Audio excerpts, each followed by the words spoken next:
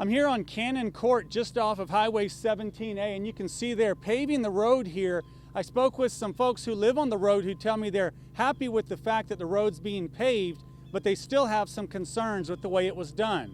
Well, we wanted the road paved back in, bukus years ago, and we petitioned several times to get it paved and told there wasn't enough people out here to have it paved. So we just kind of gave up on it.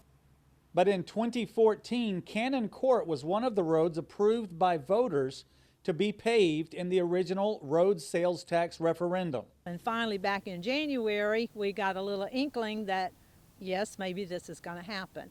My concern is not that it was paved, because we love the fact that it's paved, but they have taken our ditches and just destroyed them. We had ditches that we could cut with our riding lawnmower, and now we're not going to be able to cut the grass at all. There are going to be weeds in them. I'm sure the county's not going to come along and do it for us, and most of us are elderly that live out here. Martha Ellis and her husband have lived at Cannon Court for more than 50 years.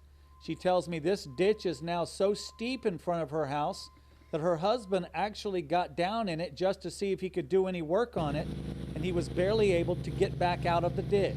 It would help if it were more sloped and maybe not quite so deep and not quite so wide, but if it were sloped so that we could cut, with a lawnmower and everything without being concerned about falling in it. They're also concerned about the ditch next to their mailbox. They believe it is steep enough that the mailbox could fall into the ditch as rain washes out ground beneath it.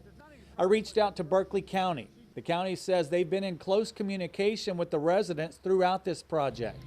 The county is planning to adjust the ditch next to the Ellis's mailbox. They also tell me once the work is complete on the road, they plan to regrade the ditch to make it safer for the Ellis's to maintain.